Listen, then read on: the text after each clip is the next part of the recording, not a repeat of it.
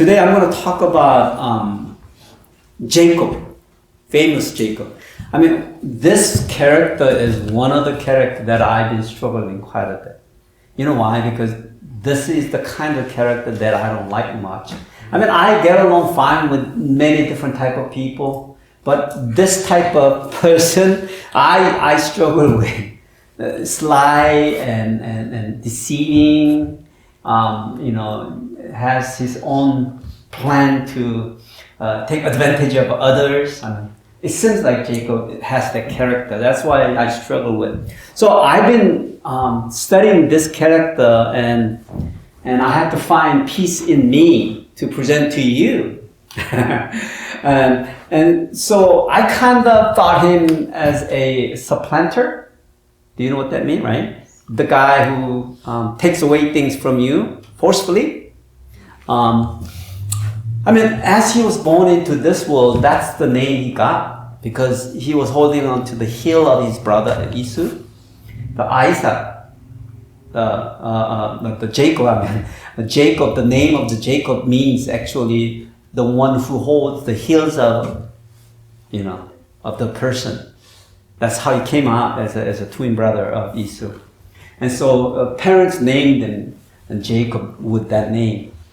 And in Hebrew, it means the supplanter. It means somebody who deceives and takes away from things from others. And so somehow we have been introduced to us with that name and the way he deceived his brother to take over his elders' inheritance. So we have been known him as that. But as I was studying more and more into it, maybe that misunderstanding happened because of our misunderstanding about his father, Isaac. And last week we covered that a little bit about. But of course he was a very quiet person and he had a lot of schemes in his heart. I can see that. But is he that evil? Is the question I ask myself. And as I was studying this, there's a fate and destiny that we kind of look at in our life. I guess fate is something in English means a negative tune. There's a negative connotation to it. But the right way to, I guess, interpret the meaning of the fate it is something that you can not change. It is set in stone. It's the fate. It means like it's all already made. That's its first set. So that's one way of knowing what it is. Fate. Now, on the other hand, there is a destiny. It has a similar meaning, but I think I kind of search around some definition and they say destiny is the one that you can change depending on your decision making. You in a way, you make your own destiny. Fate, you really can't. And if you want to look at it, Jacob, who was born into this world with a faith to take over the elders' right, because God told them. But he born into this world as the second son. So in his real life, he has no right. So it's his destiny for him to alter his life to take over the rights of the first brother. So that's what's going on. So in a way, we kind of say, what is all the things that is happening in our life, is it predestined? Like the reason that you're sitting here today worshiping with us is because God planned it. You had no choice but to come and show up. And same for next week, you'll be here. So that's predestined. Some people believe that. Totally, like it's God planned it and here you go. Every step of the way, that every part of your life is already predestined. I don't know whether you believe that or not. Well, there's the other camp.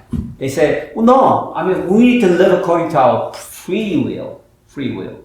We make our choices, our actions, and that changes our life. Which one do you prefer, or which one do you support? Free will. Free will? Free will? This is young generation. The Bible talks about a lot about predestination. And especially with this character, Jacob, he was predestined to have the elders right. I think that's kind of maybe is the way we interpret the Bible. But today, actually, I want to present not first one, second, but third alternative. It's not about the faith. It's not about what you predestined to achieve. But it is about understanding the will of God. So through the character of Jacob, what I'd like to present to you is that we don't live according to our faith nor the destiny. But we live according to the will of God. When we do that, is it possible for us to change our fate and destiny? Yes. Yet then we can confess, who did this? God had made it possible. That's why we are confused, like, oh yeah, God predestined. But no, it is because of the will of God in the relationship to Him we became possible for us to alter our own life. Jacob, I believe, had lived that kind of life. Okay? So let's read through the passages and then we'll unpack a little bit more. Let's all together read. He had a dream in which he saw a stairway resting on the earth with its top reaching to heaven, and the angel of God was ascending and descending on it. There above it stood the Lord and said, I am the Lord, the God of your father Abraham and the God of Isaac. I will give you and your descendants the land on which you are lying. Your descendants will be like the dust of the earth, and you will spread out to the west, to the east, to the north, and to the south. All people on earth will be blessed through you and your offspring. I am with you and will watch over you wherever you go, and I will bring you back to this land.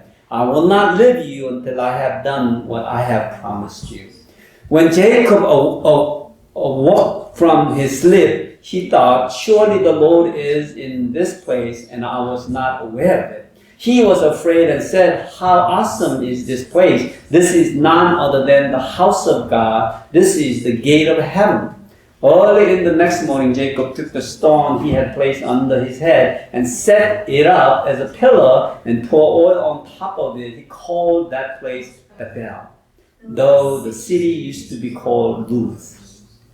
Then Jacob made a vow, saying, if God will be with me and will watch over me on this journey I'm taking and will give me food to eat and clothes to wear, so that I return safely to my father's household, then the Lord will be my God. And this stone that I have set up as a pillar will be God's house. And of all that you give me, I will give you a tenth. Today's sermon title is A Runaway Fugitive of Bethel. This is Jacob. He ran away from home because his brother Esau decided to kill him for what he did. Not right away, after his father passes away. And somehow this fact has been known to the Jacob's parents. So the concerned parents, right? They decided to let Jacob run away from home. So the idea is send Jacob away from home to Rebekah's brothers who live in Haran. It's about 850 kilometers away. Okay, that's about 500 miles, 550, something close to that. In old day, that's quite far. Okay. And so Father Isaac blessed them with the blessing of the covenant that he received from God, which is the same blessing as what Abraham received from God. That it is to multiply his descendants like the stars and dust, and through them that all the tribes, all nations will be blessed. And as Esau was watching this happening, as Jacob was running away from him, he didn't know all this was happening. Actually, he thought to himself that actually Jacob is departing from the home because he's looking for his wife from his family heritage. And so Esau, who thought himself, oh, okay, my parents want me to have a wife that is from their own blood family line. So he went and got another wife. He already had two. And another wife from Ishmael's daughter. Ishmael is one of the son of Abraham, right? And so he thought to himself that that would please his parents. That's what he did, but actually that wasn't the case because Ishmael wasn't the family line either, because it was only through Isaac's line that was actually chosen. But anyway, Jacob is on the way. He's actually running away all by himself. He's about 77 years old. Very old. That's all you can get. But if you think about it, his grandpa Abraham, he left his hometown at the age of 75, right? Kind of that's quite similar age. And he went and about 95 kilometers he was away from home.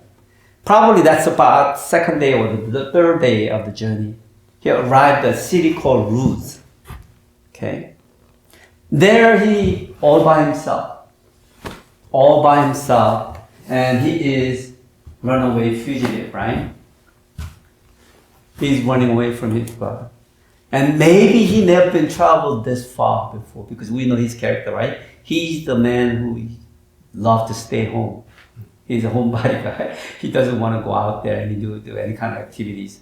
I mean, Esau was a hunter. He was always outdoor. But so just guessing that probably this is first time by himself traveling this far. Lonely, but by himself. But he doesn't know the destination. He never been there. But he's running away from his brother. Can you imagine that he's in the wilderness all by himself? And so now the darkness is coming in. He found a stone, a flat stone, maybe he can use as a pillow. So he found the stone and he laid and he go to bed, basically, in the wilderness. And while he's sleeping, he had a dream. He saw a staircase, but it probably is a long ladder, like that from the ground to heaven stretched up. And he saw the angels, moving up and down. And he heard the voice of God, right? And he introduced himself. God introduced himself that I'm God of Abraham, I'm God of Isaac. And I bless you, I will be with you. I will increase your descendant as many as the dust of the earth. Alright? And through you, many nations will be blessed. This is the same blessing actually his father blessed him with the prayer. Can you imagine? He just wake up from it. But this was the first time ever God encountered him. First time. He has known God of Abraham, because he was with his grandfather till 15, because Abraham passed away when he was 15. And he was with Isaac, God of Isaac. So he kind of witnessed it and experienced what kind of God to his grandpa and his father. But never before experienced, encountered this God. This is first time. So he wake up and then say, "Oh, I didn't know this was a place for God." And he called this place Bethel. This is house of God. This is the gate of heaven. Right? He was runaway fugitive, but now, because he has encountered God, this became an entirely new journey for him. He's not just running away, but now this journey is a pilgrim's journey. He is now taking his journey of search of God.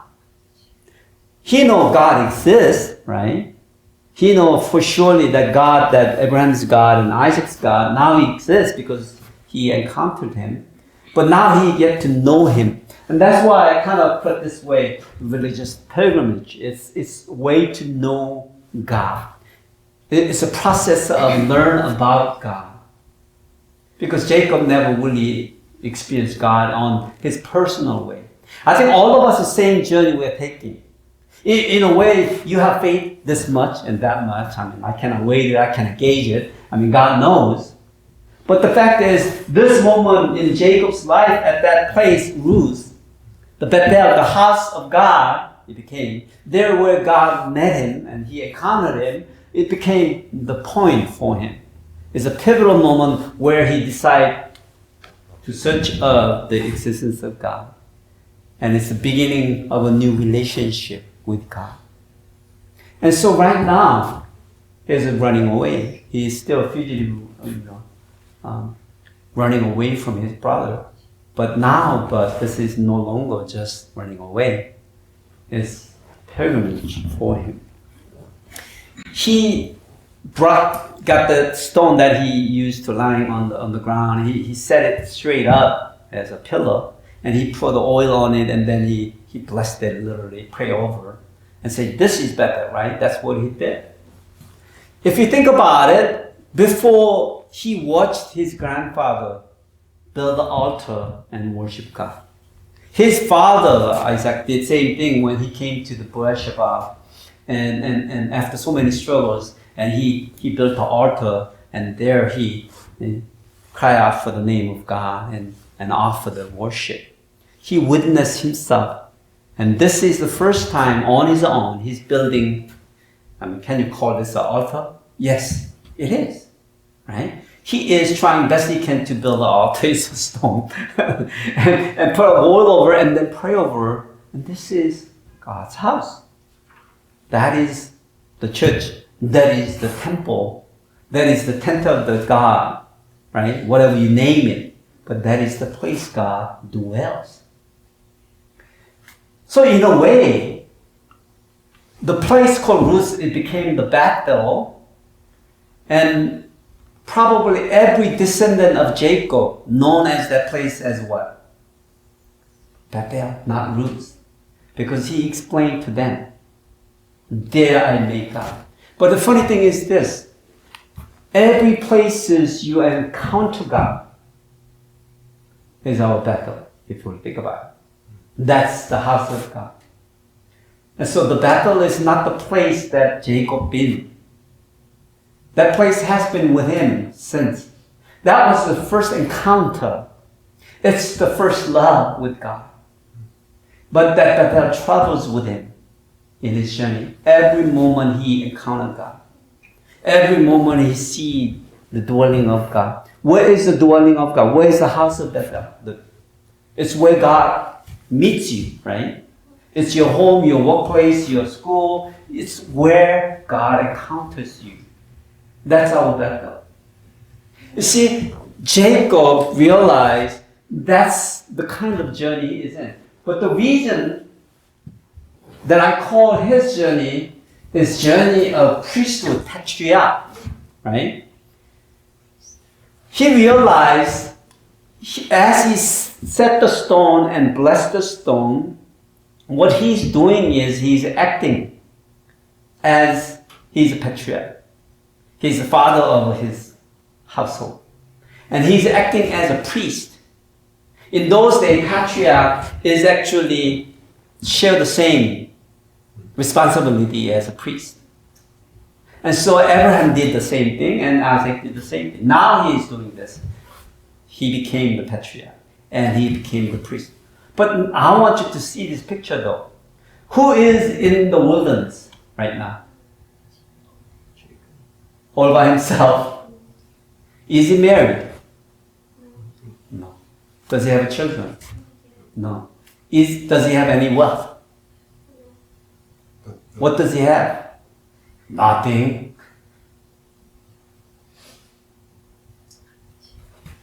He has been the runaway fugitive. But what makes it different after this moment on from here up to his future? He became a pilgrimage, that he searched of God, but yet also his identity. No longer is a runaway fugitive, but yet he is a patriarch, the priest. Can you imagine that he's still alone? He still have a 900 miles, a 900 kilometer journey that he need to make to the destination, And he doesn't even know what's waiting for him. Nothing is known. But in his mind now, he's a different man. Because he knows that God blessed him and God blessed his descendant. He hasn't known none of them, right? He hasn't seen them, none of them. And then the blessings that God has placed on them. Do you picture yourself that God has that much blessing set aside for you?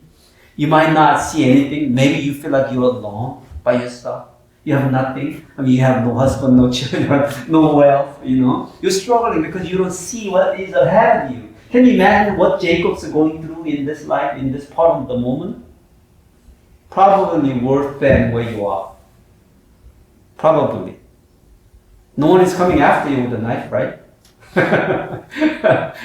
Literally, that's how Jacob felt, right?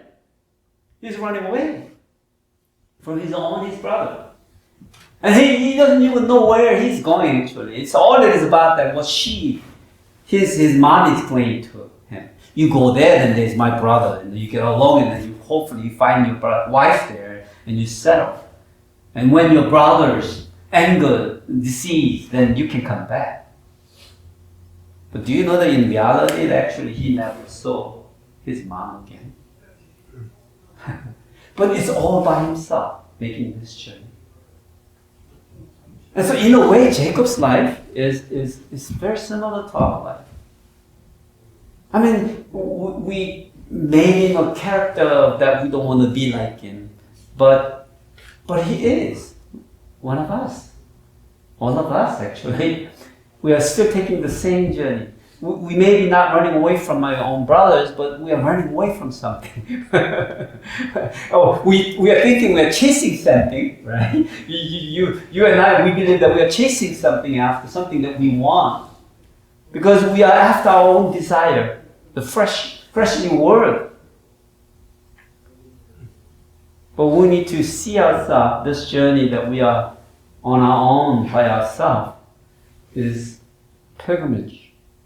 Go after the steps of God. That it is the will of God, that it is always laid before us. It's not destiny, it's not the fate, but it is a promise of God, the covenant. And so that's the kind of life we live. And who we are loyal priesthood. This is a New Testament identification for us. We are loyal priesthood. That's what it means. We're called to be. You may be thinking you are nothing and nobody, you have nothing. So from now on, you need to forget about you becoming a man or versus woman. There is no man, there is no woman. There is no master, there is no servant. Okay? There is no rich, there is no poor. Because in Christ, the old has gone, the new has come. And we have become the new creation. And now we live, surpassing all this gender identification, whatever. But now in the eyes of God, we became the priesthood. We stand before God. We seek to understand His will in our life. And we are there to challenge, change the fate of our life. We are challenging to change the destiny of our life. But we're going to change to confirm His covenant. And that's our journey. Don't believe that you're stuck with your fate or the destiny. In the relationship with God, we can change it, we can transform it, we can overcome every obstacle and struggle. So hopefully, I pray that you will live this life with this confidence, passion, and courage, and just read through the book of Genesis and learn how Jacob struggles in his life. Not just because you understand your new identity. It doesn't mean it completely alter you and change you. It doesn't give you the strength to live according to your identification. It's a struggle, but yes, it's a strive to live according to the name God has given to us. So hopefully that's the same kind of journeys we all take. and truly experience what God does for us. Since all people start a faithful life according to the relationship, environment, and situation given at birth, we all have that. Some of you maybe like it where you're born into, but some of you not like it. But we must live a creative life on our own through constant choices and actions, through the given free will, which we all do. But ultimately, we must restore our relationship to the Creator God, who wants His people to become a priest before all nations. So if you're struggling with your identity, here we go. You and I, we are all called to be the blessing to all nations, blessing to all people. In doing so, we'll be fully blessed. That's where the happiness and joy and thanksgiving come. And that is the will of God. And hopefully you and I, we continue to take this journey and experience more of Him and experience more of His power and His glory. That we live not according to our own strength, not according to our own status, but